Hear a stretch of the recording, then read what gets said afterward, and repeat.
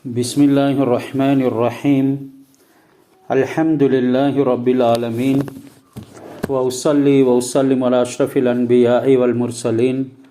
Nabiyina wa habibina wa qurrati ayunina Muhammad ibn Abdillah. Alayhi wa alihi wa ashabihi aflalus salati wa atammu taslim amma ba'd. Fa'udhu billahi minash shaitanir rajim. Bismillahirrahmanirrahim. வஜாஉ அபாஹும் Isha ஐயபுக்கூன் சதகல்லாஹுல் அலீம்.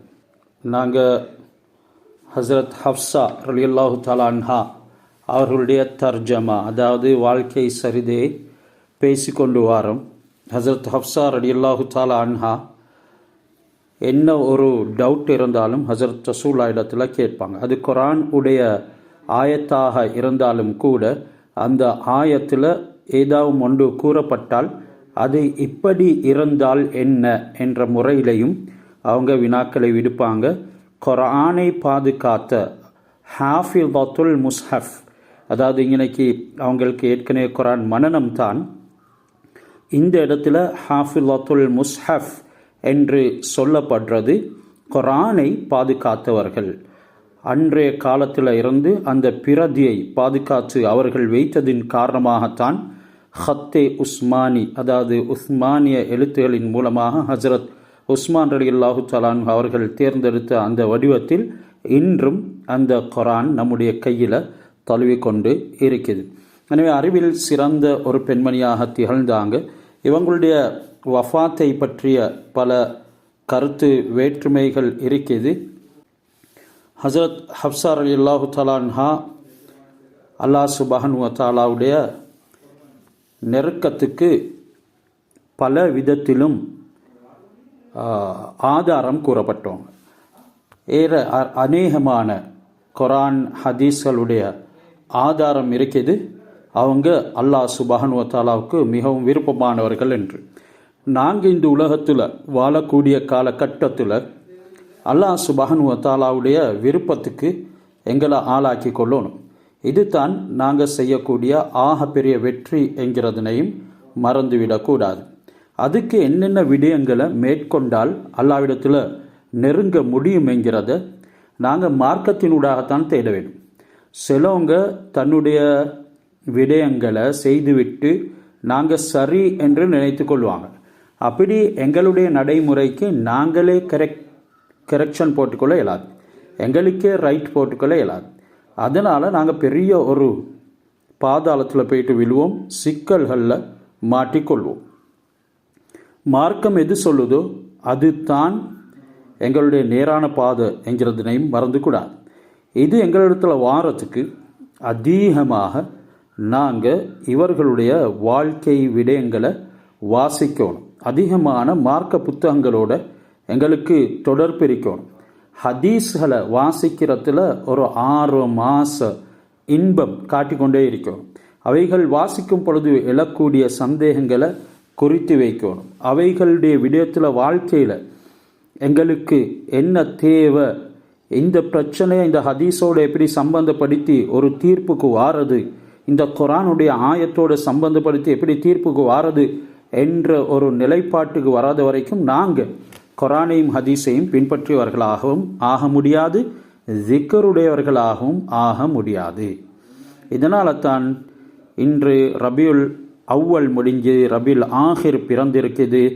அந்த ரசூலுல்லாஹ்வுடைய வாழ்க்கையை பற்றி அல்லாஹ் குர்ஆனில் கூறும் இடத்து லக்கது கான லக்கும் ஃபீ ரசூலில்லாஹி உஸ்வத்துன் ஹஸனா லிமன் கான யர்ஜுல்லாஹ வல் யௌமில் ஆஹிர் வ தக்கரல்லாஹ கசீரா. ஹஸ்ரத் ரசூலுல்லாஹி ஸல்லல்லாஹு அலைஹி வஸல்லம் அவர்களுடைய வாழ்க்கையில் நன்மாராயங்கள், வாழ்க்கையை பின்பற்றுவது யாருக்கு முடியும் என்றெல்லாம் கூறப்படும் பொழுது யார் அந்த நம்பிக்கையில் பிசகுதல் இல்லாமல் வாழ்கிறாங்களோ அவர்களால் தான் அதனை கொண்டு செல்ல முடியும் என்கிறதனையும் அல்லாஹ் சொல்கிறான். மேலும் அவனுடைய சிந்தனையில், அல்லாஹ்வுடைய சிந்தனையில் அதிகமாக இருக்கக்கூடியவர்களுக்கு தான் நபி ஸல்லல்லாஹு அலைஹி வஸல்லம் அவருடைய வாழ்க்கையில் முன்மாதிரி இருக்குது.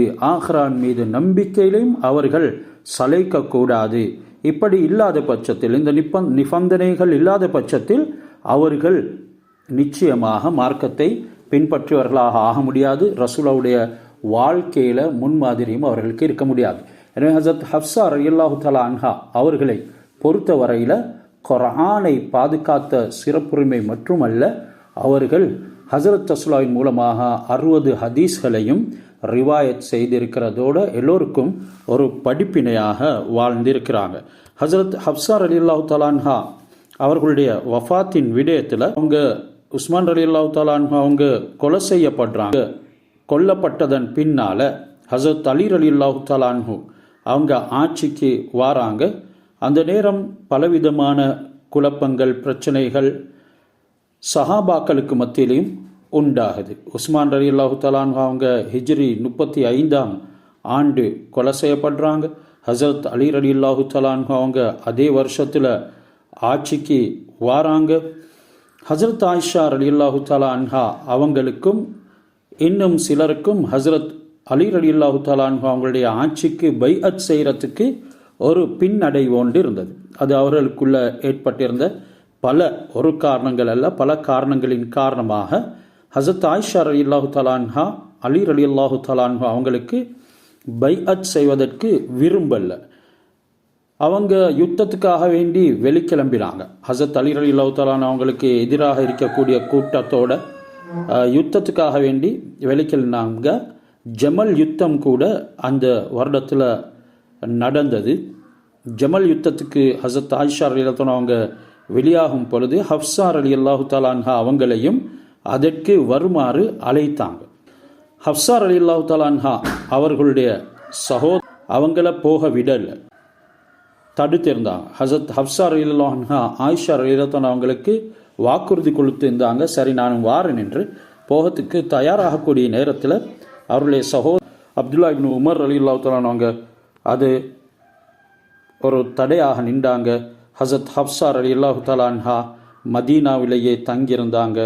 ஆகிஃபத்தன் அலல் இபாதத்தி கவ்வாமத்தன் வசவ்வாமத்தன், எப்பவும் இபாதத்திலேயே தன்னுடைய காலங்கள் நேரங்களை இரவெல்லாம் நின்று வணங்கி பகலெல்லாம் நோன்பு நோற்று கழிக்கக்கூடியவங்களாக இருந்தாங்க. இலான் தவஃபா அல்லாஹு தஆலா ஃபி அஹ்தி முஆவியத் பின் அபி சுஃபியான், இறுதியில் முஆவியா பின் அபு சுஃபியான், அதாவது ஹசரத் முஆவியா ரலியல்லாஹு ஆட்சி காலத்தில் தௌலத்துல் உமவியா, அதாவது உமையாக்களினுடைய ஆட்சி, அந்த காலத்தில் அவங்க மௌத்தா போயிட்டாங்க. அவங்க பகீல அடைக்கலம் பெற்றாங்க. உம்மஹாத்துல் முஃமினீன்களோட பக்கத்திலேயே அவங்க அடக்கம் செய்யப்பட்டாங்க என்றெல்லாம் சொல்லப்பட்டிருக்குது. இவங்களுடைய இந்த வஃபாத்துடைய வருடத்தின் விடயத்தில் சில கருத்து வேற்றுமைகள் இருக்குது. ஹிஜ்ரி 51 அவங்க வஃபாத்தானாங்க, 60 வயசில் என்பது ரிவாயத் செய்யப்பட்டிருக்குது. எனவே இந்த உம்மஹாத்துல் முஃமினீன்களுடைய வாழ்க்கை வரலாறு எங்களுக்கு ஒரு படிப்பினையாக அமைய வேண்டும். அல்லாஹ் சுப்ஹானஹு வ தஆலா இவங்களுடைய படிப்பினைகளை அடையிறத்தோட நன்மாராயங்களையும் பெற்று அல்லாஹ் சுப்ஹானஹு வ தஆலாவிடத்தில் நெருங்கக்கூடிய பாக்கியத்தை நம் அனைவருக்கும் நசீபாக்குவானாக. ஹசரத் யூசுப் அலைஹிஸ்ஸலாம் அவங்க பிறந்த நேரம் அவங்களுக்கு பால் ஊற்றத்துக்கு ஒரு அடிமை பெண் தயார் செஞ்சாங்க யாக்கூப் அலைஹிஸ்ஸலாம். அந்த அடிமை பெண் அவருக்கு ஒரு புள்ள இருந்துச்சு. ஹசரத் யாக்கூப் அலைஹிஸ்ஸலாம் அந்த புள்ளையோட சேர்த்து, அந்த குழந்தையோட சேர்த்து அந்த பெண்ணை விலக்கி வாங்கினான். ஹசரத் யூசுப் அலைஹிஸ்ஸலாம் அவங்களுக்கு பால் கொடுக்கறதுக்கு அந்த பெண்ணையை தயார் செஞ்சாங்க. அந்த பெண்ணின் அனைத்து பாலையும் குடிச்சு விடுறதின் காரணமாக ஹசரத் யூசுப் அலைஹிஸ்ஸலாம் அவங்களுக்கு பால் இல்லாமல் போகக்கூடிய சில சந்தர்ப்பங்கள் அமையும். இதனால் யாக்கூப் அலைஹிஸ்ஸலாம் முடிவு செஞ்சாங்க, இந்த பிள்ளைய பெண்ணை விட்டும் தாயை விட்டும் பிரித்து விட வேணும்னு சொல்லி அதுக்குண்டான ஏற்பாடு செஞ்சாங்க. அந்த பெண் கவலைப்பட்டான், சொன்னா, யா அல்லாஹ், யாக்கூப் என்னையும் ஏண்ட புள்ளையையும் பிரிச்சிட்டாரு, அதனால் நீ யாக்கூபையும் அவருடைய புள்ள யூசுஃபையும் பிரித்து விடுவாயாக என்று துவா செஞ்சான். இப்படி ஒரு தஃப்சீரில் பதிவாக்கப்பட்டிருக்குது. அவளோட இந்த துவா அங்கீகரிக்கப்பட்டுச்சு. பிறகு அந்த அடிமை பெண் அந்த குழந்தை அவள் திரும்பவும் அடையும் வரைக்கும், அடைந்து அவர் சந்தோஷம் அடையும் வரைக்கும் ஹசரத் யூசுப் அலைஹிஸ்ஸலாம் அவங்களுக்கும் ஹசரத் யாக்கூப் அலைஹிஸ்ஸலாம் அவங்களுக்கும் மத்தியில் அல்லாஹ் சுப்ஹானஹு வ தஆலா பிரிவை ஏற்படுத்தி. ஹதீஸும் வந்திருக்குது, மன் ஃபர்ரக பைன வாலிதத்தின் வ வலதிஹா ஃபர்ரகல்லாஹு பைனஹு பைன அஹிப்பதிஹி யௌமல் கியாமா. யாராவது தாயை விட்டும் பிள்ளையை பிரிப்பார்களோ கியாமத்து நாளன்று அல்லாஹ் சுப்ஹானஹு வ தஆலா அந்த பிரித்த மனிதனை அவர்களுடைய முஹப்பத்தானவர்களை விட்டும் பிரித்து விடுவான். அவர்களை அல்லாஹ் சுப்ஹானஹு வ தஆலா காணவும் விட மாட்டான், அவர்களோட ஒன்று சேரவும் விட மாட்டான், பிரித்து விடுவான் என்று சொல்லப்பட்டிருக்கு. அது ஒரு பெரிய பாவம். எனவே நபிமார்களை பொறுத்தவரையில் இப்படியான பாவங்கள் நடக்கிறது கிடையாது. என்றாலும் இது அல்லாஹ்வுடைய தக்தீருக்கு ஏற்ப நடந்திருக்கிறது என்று அல்லாஹ், அதாவது அதிகமான முஃபஸ்ஸிரீன்கள் இதற்கு விளக்கங்கள் சொல்றான். அல்லாஹ்வுடைய நாட்டம், எண்ணம், அவனுடைய கற்பனை அது நடந்து ஏற வேண்டும் என்பதற்காக அல்லாஹ் சில காரணங்களை உருவாக்குறது வலம். அது நடந்தேற வேண்டும் என்கிறதுக்காக வேண்டி அல்லாஹ் சுப்ஹானஹு வ தஆலா இப்படியான சில காரணங்களை நாங்கள் எல்லா சந்தர்ப்பங்களிலும் அல்லாஹ் சுப்ஹானஹு வ தஆலாவுடைய சில மறைமுகமான விடயங்கள் நடக்கின்றது என்கிறதனையும் அறிந்து கொண்டு அதற்குண்டான முறையில் எங்களுடைய விடயங்களை அல்லாஹ்வுக்கு பொருத்தமாகவே அமைத்து கொள்றதுக்கு முயற்சி செய்யும். ஹசரத் யாக்கூப் யூசுப் அலைஹிஸ்ஸலாம் அவங்க சம்பந்தமாக சில விஷயங்களும் சொல்லப்படுது. எப்படி யாக்கூப் அலைஹிஸ்ஸலாம் அவங்க இப்படி நடந்து கொண்டதுனால இப்படி ஆகிச்சு, அங்கே தந்தைக்கும் மகனுக்கும் மத்தியில் பிரிவு உண்டாகிச்சு என்று சொல்கிறத போலவே ஹசரத் யூசுப் அலைஹிஸ்ஸலாம் அவங்க சம்பந்தமாகவும் சில விஷயங்கள் சொல்லப்பட்டிருக்குது. ஒரு நாள் அவங்க கண்ணாடியில் அவங்களோட முகத்தை பார்த்தாங்க. அவங்களோட அழகான முகம் அவரை மிகவும் மகிழ்வுக்கு உள்ளாக்கிச்சு. அவருடைய முகத்தை பார்த்து ரொம்ப சந்தோஷப்பட்டார். அவர் நினைச்சாரு, நான் ஒரு அடிமையாக இருந்தால் யாரும் அவங்களிடத்தில் இருக்கக்கூடிய எல்லா சொத்துக்களை கொடுத்தும் என்னைய விலைக்கு வாங்கி கொள்வாங்க என்று இவருடைய உள்ளத்தில் ஊடுரு. இப்படி அவர் நினைச்சதின் காரணமாக அல்லாஹ் அவரை அடிமையாக்கினான். அது மட்டுமல்லாமல் மிகவும் கேவலமான அற்பமான விலைக்கு அவர் விற்பனை செய்யப்பட்டார். இப்போ இதிலிருந்து எங்களுக்கு விளங்குறது, அல்லாஹ் சுப்ஹானஹு வ தஆலாவுக்கு ஒரு ஜமால் இருக்குது. அதிலிருந்து அல்லாஹ் கொஞ்சத்தை தான் விரும்பக்கூடியவர்களுக்கு கொடுக்குறான். அல்லாஹ் இடத்துல கமால் என்ற பரிபூர்ண தன்மை இருக்குது. அதிலிருந்து அல்லாஹ் சுப்ஹானஹு வ தஆலா ஒரு துளிய சிலருக்கு கொடுக்கிறான்.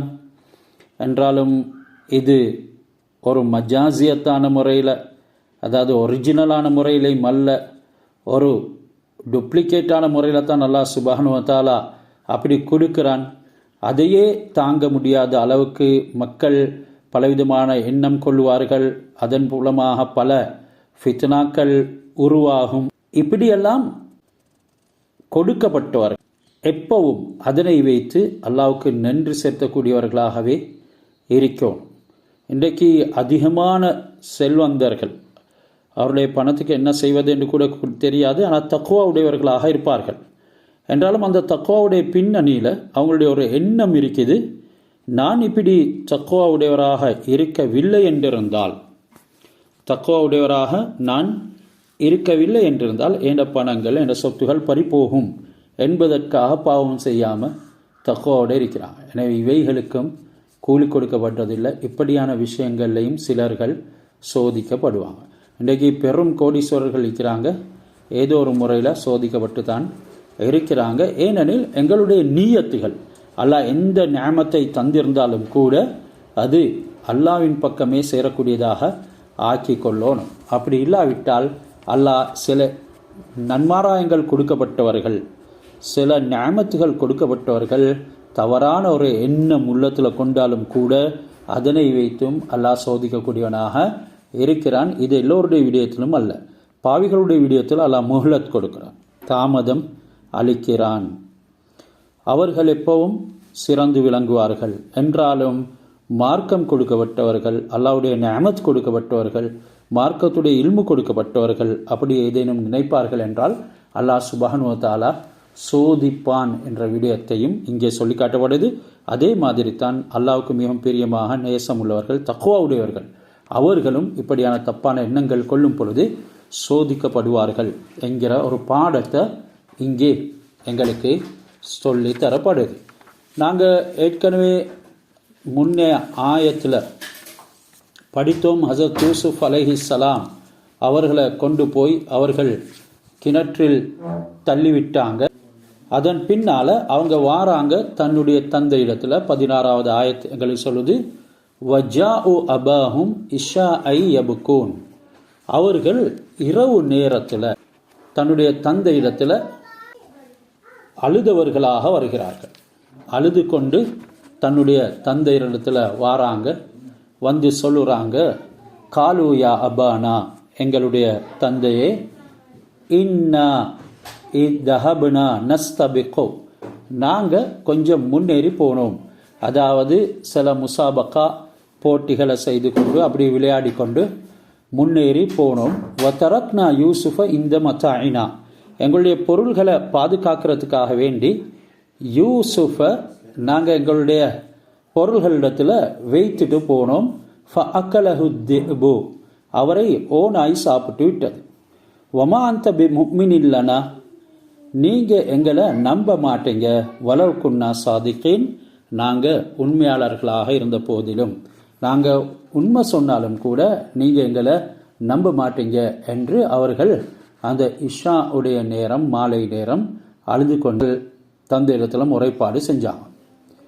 இப்போது போன என்னுடைய பிள்ளைகள் திரும்பி வருவாங்கன்னு சொல்லி ஹஸரத் யாக்கூப் அலைஹிஸ்ஸலாம் அவங்க எதிர்பார்த்து கொண்டு இருக்கிறாங்க.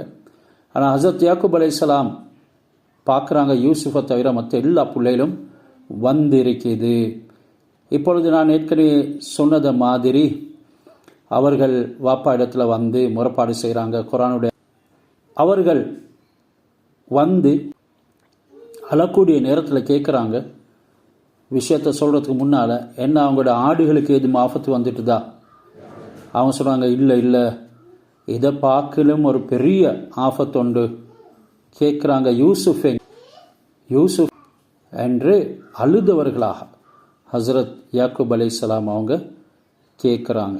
அவங்களும் அழுது கொண்டே இந்த குர்ஆனுடைய ஆயத்தில் சொன்னப்பட்டதை போல பதில் கொடுக்குறாங்க. இந்த அழுகைங்கிறது ஒரு முக்கியமான விஷயம்தான். எனவே இந்த அழுகையில் பொய்யும் இருக்குது, அதே மாதிரி உண்மையும் இருக்குது. அழுகையை கிட்டத்தட்ட ஒரு 21 விதத்துக்கு பிரிக்கிறாங்க. அதாவது நடிக்கிறதின் மூலமாக அழுக வரும், கவலையின் மூலமாக அழுக வரும், சந்தோஷத்தில் அழுக வரும், அது பொய்க்கும் அழுகுவாங்க. இப்படி ஏராளமான அழுகை முறைகளை கிதாபுகளில் எழுதியிருக்கிறாங்க. அதே மாதிரி அல்லாஹ்வுடைய அச்சத்தினால் அழுகிறது. இப்படியான அழுகைகள் பலவிதம். ஒரு ரிவாயத் கொண்டு வந்திருக்குது காசி ஷுரைஹ் இடத்துல. அதாவது காசி ஷுரைஹ் ஹஸரத் அலி ரலியல்லாஹு தஆலா அவங்களுடைய காலத்தில் இருந்த ஹஸரத் அலி ரலியல்லாஹு தஆலா அவங்கள் மூலமாக நியமிக்கப்பட்ட காசி. அந்த நீதிவான் ஷுரைஹ் ரஹ்மத்துல்லாஹி அலைஹி அவங்க வழக்கு கொண்டு வரப்பட்டுச்சு. அப்போ அந்த வழக்கு தொடங்கும் பொழுதே அந்த பெண் அழ ஆரம்பித்தாள். அதாவது தன்னுடைய கணவனுக்கு எதிராகத்தான் அந்த வழக்கை கொண்டு வரான். இப்போ அங்கே இருந்தாங்க அந்த சபையில் இமாம் ஷாஃபி ரஹ்மத்துல்லாஹி அலைஹி காசி ஷுரைஹன் நோக்கி அவங்க சொன்னாங்க, அபு உமையாவே, இப்போ இது ஹஸரத் அலி ரலியல்லாஹு காலத்தில் நடக்கிறது என்பதல்ல, மாற்றமாக அலி ரலியல்லாஹுடைய காசிவங்க அவங்களுடைய அந்த சந்தர்ப்பம், ஒரு பெண் தன்னுடைய கணவனுக்கு எதிராக வழக்கு தொடுத்திருக்கிறார். அந்த பெண் அதனை விசாரிக்கிற ஆரம்பத்திலேயே அழ ஆரம்பிச்சிட்டாள். அந்த நேரம் காசி ஷுரைஹை பார்த்து ஹஸரத் அலி ரலியல்லாஹு தஆலா அன்ஹு சொல்கிறாங்க, அபு உமையா, இவள் அநீதி செய்யப்பட்ட ஒரு பெண்ணாக இருக்கிறார், அவளுடைய அழுகையை பாருங்க, அவளுடைய அழுகை நீங்கள் கவனிக்கலையா என்று சொல்லி கேட்டாங்க. அதுக்கு காசி ஷுரைஹ் ரஹ்மத்துல்லாஹி சொன்னாங்க, யூசுஃபுடைய சகோதரர்களும் கூட அழுது கொண்டு தான் வந்தாங்க, ஆனால் உண்மையில் அவங்க அநியாயம் செய்தவர்களாக இருந்தாங்க. ஆதலால் அழுகையை நாங்கள் கவனிக்க மாட்டோம், அழுகையை வச்சு தீர்ப்பு வழங்க மாட்டோம். ஹஸரத் ரசூலுல்லாஹி ஸல்லல்லாஹு அலைஹி வஸல்லம் அவங்களுடைய சுன்னத்து படிக்குத்தான் நாங்கள் தீர்ப்பு செய்ய வேணும் என்று சொல்லி ஹஸரத் காசி ஷுரைஹ் அவங்களுக்கு விளங்க வச்சாங்க. ஹைர். இப்பொழுது ஏற்கனவே நாங்கள் இந்த ஓதின ஆயத்தின் படிக்கு இங்கே சில அரபு வார்த்தைகள் கொண்டிருக்குது. மத்தா அன், அதாவது மத்தா அனா எங்களுடைய சாமான்கள், பிரயாண பொருட்கள் என்ற அந்த கருத்தை மத்தா கொடுக்குது. அவங்க சொன்னாங்க, நாங்கள் போட்டி போட்டுக்கொண்டு ஒருவர் முந்தி கொண்டு ஓடினோம். அந்த நேரத்தில் யூசுஃபை நாங்கள் எங்களுடைய உடை இடத்துல, சாமான் இடத்துல அவர்கள் நாங்கள் காவலாக வச்சுட்டு தான் போனோம். அவர் தனிமையில் இருந்து கொண்டு இருந்தார். அந்த நேரம் தான் ஓனாய் வந்து திண்டுட்டுது. அவங்க அதுக்கு ஆதாரம் கமீஸையும் கொண்டு வந்திருந்தாங்க. ஏற்கனவே சொன்னாங்க, நாங்கள் உண்மையாளராக இருந்தாலும் கூட நீங்கள் எங்களை நம்ப மாட்டீங்க அப்படின்றெல்லாம் சொல்லி கமீஸை கொண்டு வந்தாங்க. அதனை அல்லாஹ் சுப்ஹானஹு வ தஆலா 18வது ஆயத்தில் சொல்கிறான், வஜாஉ அலா கமீஸிஹி பிதமின் கதிப். பொய்யான இரத்தத்தை அந்த கமீஸின் மீது தோய்த்து அவர்கள் கொண்டு வந்தார்கள். வஜாஉ கொண்டு வந்தார்கள், அலா கமீஸிஹி கமீஸின் மீது தோய்த்து, பிதமின் கதிபின் பொய்யான ரத்தம். கால அதற்கு ஹஸரத் யாக்கூப் அலைஹிஸ்ஸலாம் சொன்னாங்க, பல் சவ்வலத் அன்ஃபுசுக்கும், பல் சவ்வலத் லக்கும் அன்ஃபுசுக்கும். உங்களுடைய உள்ளங்கள் ஒரு காரியத்தை செஞ்சுக்குது, அந்த காரியம் உங்களுக்கு உங்களை அழகாக்கி வைத்து விட்டது, அது உங்களுக்கு அழகாக்கி காட்டுது.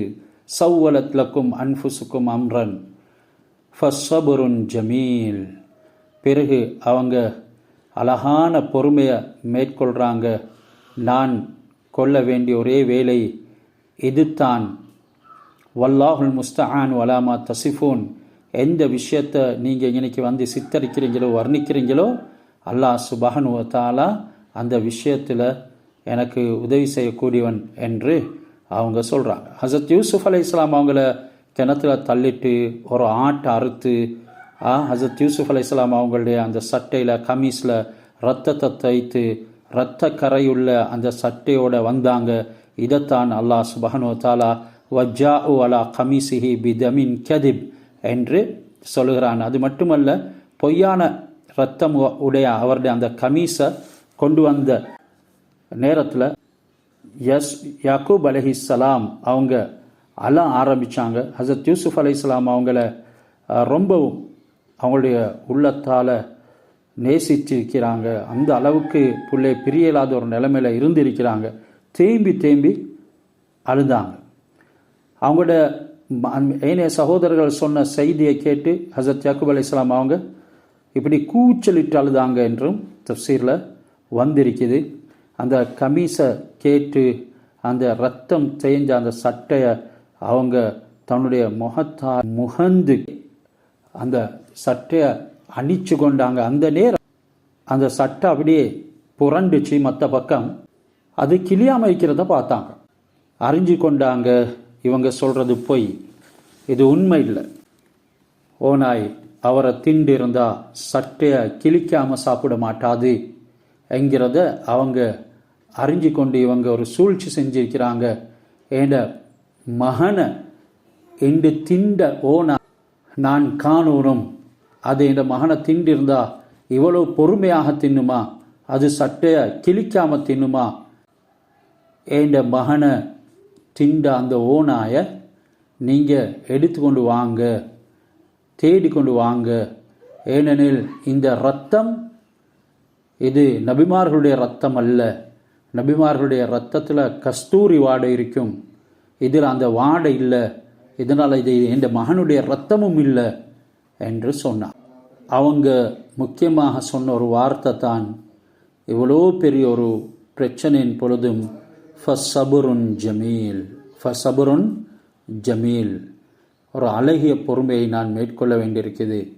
வல்லாஹுல் முஸ்தஆன். அதன் பின்னால் அந்த சோதனைக்கு அல்லாஹ்வை பொறுப்பு சாட்டுறாங்க. அல்லாஹ் எனக்கு உதவி செய்யக்கூடியவன், நீங்கள் இதுவெல்லாம் எனக்கு எதிராக செஞ்சுட்டு இங்கே வந்து வர்ணிக்கிறீங்களோ, அல்லாஹ் சுப்ஹானஹு வ தஆலா அந்த விடயத்தில் எனக்கு உதவி செய்வான் என்று ஹஸரத் யாக்கூப் அலைஹிஸ்ஸலாம் ஒரு அழகான வார்த்தையை மொழிந்தாங்க. அல்லாஹ் சுப்ஹானஹு வ தஆலா அதனை ரசூலுல்லாஹி ஸல்லல்லாஹு அலைஹி வஸல்லம் அவங்களுக்கு குர்ஆனில் இடம்பெற செய்து வஹியாக அவங்களுக்கு முன்னோர்களுடைய சம்பவங்களில் ஆகவும் அழகிய சம்பவம் என்ற வடிவத்தில் அறிவிக்கிறான். அதனால் பொறுமை என்கிறது எங்களுக்கு ரொம்ப. யாக்கூப் அலைஹிஸ்ஸலாம் அவங்களுடைய மகன் யூசுப் அலைஹிஸ்ஸலாம் அவங்களுக்கு ஏற்பட்ட இந்த சங்கதியை படைப்பினங்கள் யாரிடத்திலையும் புகார் செய்யலை, யாரிடத்திலையும் சொல்லி அங்கலாய்க்கல. இதனால் அல்லாஹ் சுப்ஹானஹு வ தஆலா அவங்களுக்கு உதவி செஞ்சான். மனப்பூர்வமாக அவங்க கஷ்டங்களை ஏற்றுக்கொண்டு அதற்குத்தான் சபருன் ஜமீல் என்று மலர்ந்த முகத்தோட மனப்பூர்வமாக யாரிடத்தையும் அதை பற்றி முறைப்பாடு செய்யாமல் யார் ஒரு சோதனைக்கு முகம் கொடுப்பாங்களோ அதுக்குத்தான் சபருன் ஜமீல் என்று சொல்வதாக தஃப்சீரில் எங்களுக்கு விளக்கம் சொல்லுறாங்க. சலித்த முகத்தோட நான் உங்களோட வாழ மாட்டேன் என்று அந்த சகோதரர்களுக்கு ஹஸரத் யாக்கூப் அலைஹிஸ்ஸலாம் அவங்க சொன்னாங்க. எப்பொழுதும் இருக்கிறத போல இனிமேல் நான் வாழ்வேன் என்பதற்கும் சபுருன் ஜமீல் என்று அதிகமான முஃபஸ்ஸிரீன்கள் கருத்துகள் சொல்லிக்கிறாங்க.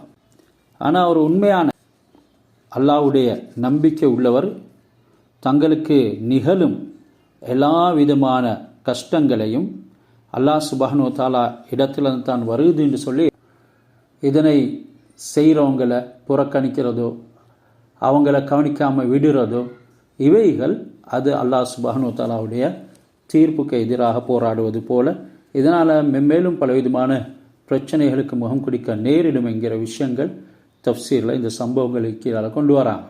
ஹஸரத் யாக்கூப் அலைஹிஸ்ஸலாம் மக்கள் சொன்னதை நம்பாததை வச்சு கூடுதலாக பேசினாங்க.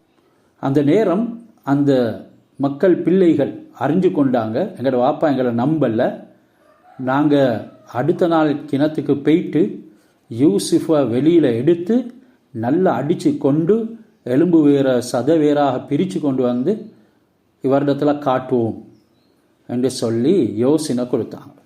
அந்த நேரம் யஹூதா என்ற சகோதரர் இப்படி நீங்கள் செய்கிறதாக இருந்தால் உண்மையில் நான் நடந்த விவரத்தை வாப்பா இடத்துல சொல்லிடுவேன் என்று சொல்லி பயம் காட்டினார். இதனால் அவங்க அதனை விட்டுட்டாங்க. நீங்கள் அந்த ஓனாயை என்னிடம் கொண்டு வாங்க, அதிடம் நான் விசாரிக்கிறேன், கேட்டு தெரிஞ்சு கொள்கிறேன் சொன்ன உடனே அவங்க எல்லாரும் காட்டுக்கு போனாங்க. ஒரு ஓனாயை பிடித்து கொண்டு வந்தாங்க. அந்த ஓனாயிடத்தில் ஹஸரத் யாக்கூப் அலைஹிஸ்ஸலாம் அவங்க ஏண்ட கண்ணின் மணி, ஏண்ட அருமையான மகன் யூசுஃபை நீ திண்டாயா என்று சொல்லி கேட்டாங்க. அதற்கு ஓனா சொல்லிச்சு, நபியே உங்களுடைய சங்கையான இந்த நரை முடிகளின் மீது சத்தியமாக சொல்கிறேன், உங்களுடைய மகனை நாங்கள் தின்னவே இல்லை, உங்களோட இரத்தங்கள் எங்களுக்கு ஹராமாக்கப்பட்டிருக்குது, இவர்கள் அநியாயமாக பொய் சொல்கிறாங்க என்றதெல்லாம் அந்த ஓனாய் நபியிடத்தில் சொல்லிட்டுது. அதோடு சொல்லிச்சு, நாங்கள் உங்களோட மகனை பார்க்கவும் இல்லை, நாங்கள் எகிப்து தேசத்தில் இருந்து இந்த ஊருக்கு வெளியூருக்காரர்களாக பரதேசிகளாக வந்திருக்கிறோம், ஏண்ட இனத்தாரை சந்திக்கிறதுக்கு நான் இங்கே வந்துள்ளேன் என்று சொல்லி அந்த ஓனாய் மேற்கொண்டும் சொல்லிச்சு. எனவே இங்கே எங்களுக்கு ஒரு முக்கியமான பாடம் தான் ஹஸரத் யாக்கூப் அலைஹிஸ்ஸலாம் அவர்களுடைய பொறுமை. ஏற்கனவே எங்களுக்கு ஹதீஸ்கள் தெரியும்.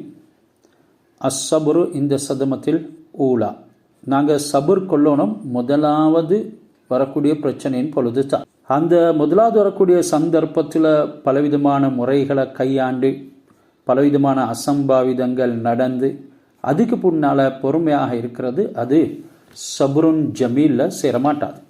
எனவே இந்த சபுரை உலமாக்கள் பலதாக பிரிக்கிறாங்க. ஒன்று சோதனை ஏற்படும் பொழுது சபுர் கொள்வது, அதாவது படைப்பினங்கள்கிட்ட யாரும் சொல்லாமல் அல்லாவிடத்திலே முறைப்பாடு செஞ்சு அதற்குண்டான தீர்வுகளை தேடுறது, அங்கலாய்க்காமல் இருக்கிறது, கண்ணீர் வடிக்காமல் இருக்கிறது, இப்படியான சபுர். இதுக்கு அல்லாஹ் சுப்ஹானஹு வ தஆலா நாங்கள் நினைக்காத முறையில் கூலிகளை கொடுக்கிறார். ரெண்டாவது இபாதத்தின் பொழுது சபுர் செய்கிறது. இபாதத் என்கிறது எல்லாருக்கும் செய்ய இயலாது.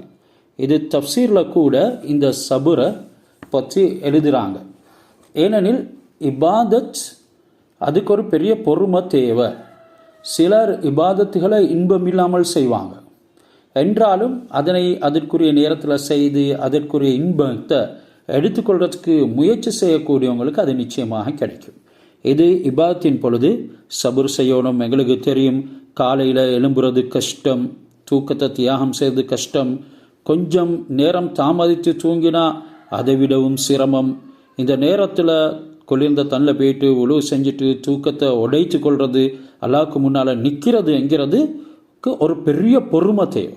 எனவே இந்த இபாதத்துகளின் பொழுது அதனை சரியான நேரத்தில் நிறைவேற்றக்கூடிய சந்தர்ப்பங்களை கவனித்து அவைகளை செய்கிறது, இது ஆகவும் சிறந்த ஒரு பொறுமை. யார் இதில் தன்னை சிரமேற்கொண்டு செய்து தன்னுடைய உடம்போட தன்னுடைய உள்ளத்தோட ஆத்மாவோட பழக்கப்படுத்திக் கொள்வாங்களோ அல்லாஹ் சுப்ஹானஹு வ தஆலா அதற்கு பின்னால் அவங்களுக்கு அவனுடைய சிந்தனையை அதிகரிக்க செய்து அந்த இபாதத்துடைய இன்பத்தையும் ஏற்படுத்துவான். இபாதத்துடைய இன்பம் ஏற்படுவதற்கு நாங்கள் எங்களுடைய கண்ணு, எங்களுடைய நாவு மற்றும் ஹராமான உணவு இவைகளில் மிகவும் பேணுதலாக இருக்கணும். கண்ணை பாதுகாத்துக்கொள்ளணும், நாவை தேயில்லாத விஷயங்களில் சொல்ல வைக்கக்கூடாது, அத்துடனே ஹராமான உணவுகளில் இருந்து எங்களை பாதுகாத்து கொள்ளணும். இப்பொழுது இபாதத்துக்கு அல்லாஹ் சுப்ஹானஹு வ தஆலா கொண்ட பொறுமைக்கு ஒரு பெரும் இன்பத்தை ஏற்படுத்துவான். இதனால் தான் ஹஸரத் ரசூலுல்லாஹி ஸல்லல்லாஹு அலைஹி வஸல்லம் அவங்க சொன்னாங்க, குர்ரத்து ஐனி ஜுஇலத் குர்ரத்து ஐனி ஃபிஸ் ஸலா, என்ற கண்ணின் குளிர்ச்சி தொழுகையில் ஆக்கப்பட்டிருக்குது. கண் குளிர்ச்சியைத்தான் நாங்கள் ஒவ்வொரு சந்தோஷத்துக்கும் கூறக்கூடிய கண் குளிர்ச்சி, கண் குளிர்ச்சியான வாழ்க்கை என்று நாங்கள் சொல்லுவோம். கண் குளிர்ச்சியான காட்சி என்ற கூட அவைகளை பார்க்கறதுக்கு நாங்கள் ஆசைப்படுவோம். ஹஸரத் ரசூலுல்லாஹ் சொன்ன வார்த்தையை பாருங்க, ஏண்ட கண் குளிர்ச்சி தொழுகையில் ஆக்கப்பட்டிருக்குது. அப்போ இது ஒரு பெரும் சபருக்கு பின்னால் தான் கிடைக்கும் என்கிறதனை நாங்கள் மறந்துக்கிறோம். மூன்றாவது, பாவங்கள் முன் வரும் பொழுது அதனை விட்டும் விலகுவதற்குண்டான சபர், இது ஆகவும் முக்கியமானது. இன்றைக்கு அதிகமானவங்க பாவங்கள் அது அலங்கரிக்கப்பட்டிருக்குது, அல்லாஹ் சுப்ஹானஹு வ தஆலா அதில் தற்காலிகமான ஒரு இன்பத்தையும் ஏற்படுத்தி வைத்திருக்கத்தான் செய்கின்றான். என்றாலும் கூட இந்த பாவத்தை செய்வதின் காரணமாக எனக்கு ஏற்படக்கூடிய பின் விளைவுகள் என்ன என்கிறத ஒரு அடியான் விளங்கி செயல்படுவான் என்றால் அல்லாஹ் சுப்ஹானஹு வ தஆலா அப்தலஹு ஈமானன் யஜிது ஹலாவத்தஹு ஃபி கல்பிஹி. ஹஸரத் ரசூலுல்லாஹி ஸல்லல்லாஹு அலைஹி வஸல்லம் அவங்க சொன்னாங்க, அவருக்கு ஒரு ஈமானை அல்லாஹ் சுப்ஹானஹு வ தஆலா கொடுப்பான், அதனுடைய ஹலாவத்தை இன்பத்தை தன்னுடைய கல்புல பெற்றுக்கொள்வோம். ஹைர், இந்த முறையில் நாங்கள் எங்களுடைய குர்ஆனோட சம்பந்தப்பட்ட ஹதீஸோட சம்பந்தப்பட்ட விடயங்களை வாழ்க்கையில் எடுத்து நடக்கிறதுக்கு முயற்சியோம். வஜாஅத் சய்யாரத்துன், அடுத்து 19வது ஆயத் எங்களுக்கு சொல்லுது, இப்படி யூசுப் அலைஹிஸ்ஸலாம் அவங்கள கிணத்துல போட்டுட்டு வந்துட்டாங்க. இந்த நேரம் ஒரு பிரயாண கூட்டம் வந்தது. வஜாஅத் சய்யாரத்துன், சய்யாரான்னு சொல்கிறேன், இன்னைக்கு ஒரு பிரயாண கூட்டம் வந்தது. ஃபஅர்ஸலு வாரிதஹும், அந்த கூட்டத்தில் இருந்து அனுப்பினாங்க ஒருத்தரை. வாரிதஹும்டா தண்ணீர் இழுக்கக்கூடிய, தண்ணீர் கொண்டு வரக்கூடிய ஒருத்தரை அனுப்பினாங்க. பொதுவாக எங்களுக்கு தெரியும், பிரயாணம் போகிறதாகண்டா ஒருத்தரை ஒரு பொறுப்புக்கு போடுவாங்க. சாப்பாடு, விறகு தேடுறது, சமைக்கிறது, தண்ணி கொண்டாடுறது, கூடாரம் அமைக்கிறது என்று சொல்லி இப்படி பொறுப்பு போடுவாங்க. அதே மாதிரி அந்த வந்த பிரயாணம் கூட்டம் அவர்களை தண்ணீர் தேடக்கூடிய மனிதனை அனுப்பி வச்சாங்க. அவர் ஃபஅதுலா தல்வஹு, அந்த கிணற்றை கண்டுபிடித்து அதில் தன்னுடைய வாளியை ஹஸரத் யூசுப் அலைஹிஸ்ஸலாம் அவங்கள ஹஸரத் ஜிப்ரீல் அலைஹிஸ்ஸலாம் அவங்க தூக்கி அந்த வாளியில் வச்சாங்க. கால், அந்த வாளியை மேலே எடுத்த மனிதன், யா புஷ்ரா ஹாதா குலாம், சொன்னார், மாபெரும் சந்தோஷம், ஏதோ ஒரு சிறிய பிள்ளை என்று சொல்லி, வஅஸர்ரஹு பிதாஅத்தன், பிள்ளைய தன்னுடைய வியாபார கூட்டத்தோடு அவங்க சேர்த்து கொண்டாங்க.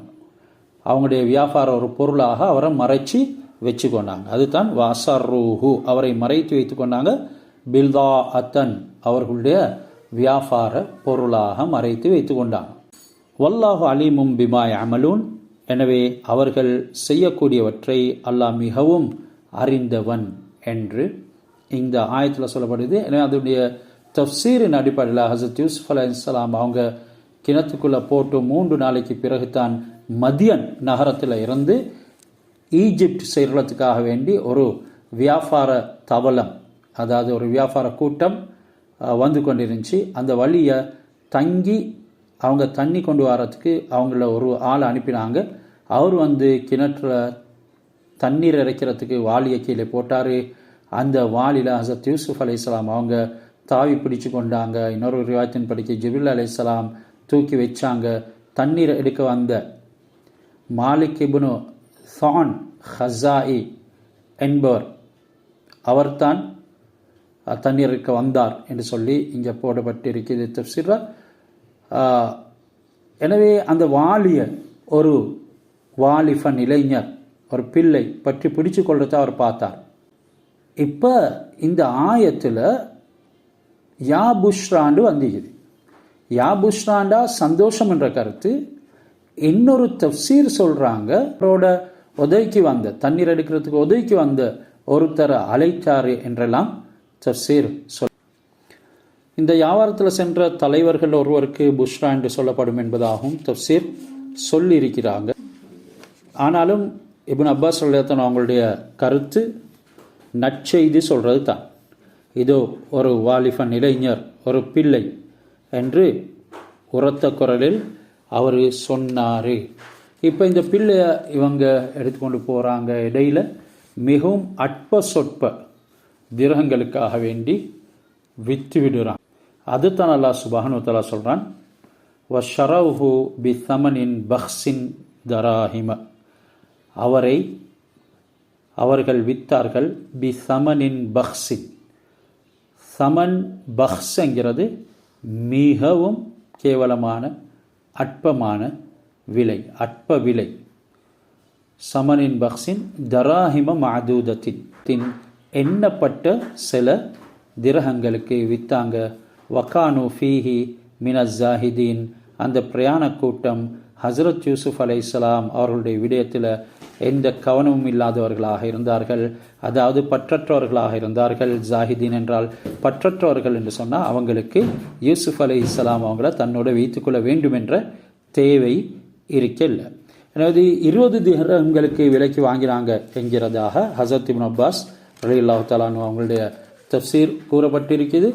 இப்படி ஹசரத் யூசுப் அலைஹிஸ்ஸலாம் அவங்கள அல்லாஹ் சுப்ஹானஹு வ தஆலா ஒரு பெரிய சோதனைக்கு ஏற்படுத்துகிறான். 12 திரகங்கள் என்பதாக சாதி என்ற தஃப்சீருடைய இமாம் கருத்தும் கூறியிருக்கிறார். அல்லாஹ் சுப்ஹானஹு வ தஆலா பொதுவாக நல்லோர்களுக்கு அந்தஸ்துகளை ஏற்படுத்துறதுக்கு பல சோதனைகளை கொண்டு வருவார். நல்லவர்களுக்கு வரக்கூடிய சோதனைகள் எல்லாமே ஆச்சரியமானது தான். ரசூலுடைய ஹதீஸும் வந்திக்குது, அஜபன் லி அம்ரில் முஃமின், மூமினுடைய அனைத்து விடயங்களும் ஆச்சரியத்துக்குரியது தான்.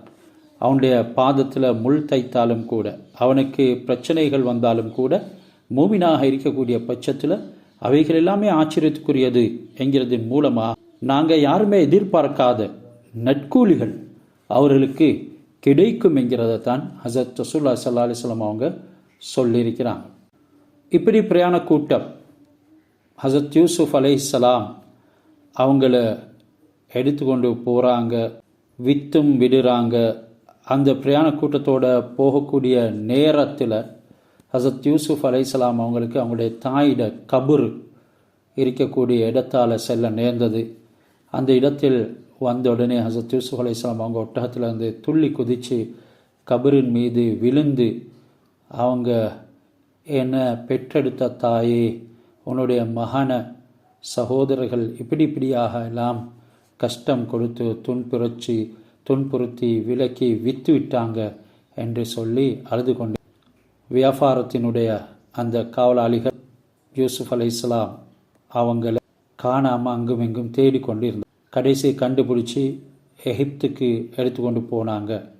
எகிப்துக்கு சென்று மாலிக் பின் சார் நல்ல முறையில் ஹஸரத் யூசுப் அலைஹிஸ்ஸலாம் அவங்கள குளிக்க வச்சு நல்ல உடைகளை அணிவிச்சு விற்றதாகவும் தஃப்சீர் சொல்லப்படுது. இந்த முறையில் யூசுப் அலைஹிஸ்ஸலாம் அவங்க 2 தடவை விற்பனை செய்யப்படுகிறாங்க என்ற ஒரு தஃப்சீரும் உண்டாகுது. ஒன்று, யூசுப் அலைஹிஸ்ஸலாம் அந்த பிரயாண கூட்டம் அற்ப விலைக்கு விற்கிறாங்க. அதே நேரம் அவரை எடுத்த மனிதன் இன்னும் அழகான முறையில் அவரை உடுப்பாட் அந்த நாட்டினுடைய கவர்னருக்கு விற்று விடுறாங்க என்ற தஃப்சீர்கள் இங்கே சொல்லப்பட்டிருக்குது. யூசுப் அலைஹிஸ்ஸலாம் அவங்களோட அழகை பார்த்து சிலவங்க வாங்கிறதுக்கு போட்டி போட்டதாகவும் தஃப்சீர்களுடைய விளக்கங்கள் எங்களுக்கு இறுதியாக யூசுப் அலைஹிஸ்ஸலாம் அவங்களை எடைக்கு ஏற்ப தங்கம், வெள்ளி, முத்து, பட்டு போன்ற அனைத்தையும் கொடுத்து அந்த ஈஜிப்ட் உடைய அமைச்சர் கவர்னர் அசீஸ் என்பவர் விலைக்கு வாங்கி கொள்கிறார். இப்படித்தான் ஹசரத் யூசுப் அலைஹிஸ்ஸலாம் அவங்களுடைய இந்த விற்பனை இறுதியாக நடந்தது. ஹசரத் யூசுப் அலைஹிஸ்ஸலாம் அவங்கள விலைக்கு வாங்கி தன்னுடைய மனைவிடத்தில் ஒப்படைக்கிறாங்க. இவரை நீங்கள் நல்ல முறையில் பாதுகாருங்கன்னு சொல்லி. அதுக்கு பின்னால் வரக்கூடிய தஃப்சீர்களை இன்ஷா அல்லாஹ் நாங்கள் அடுத்த வகுப்பில் பார்ப்போம்.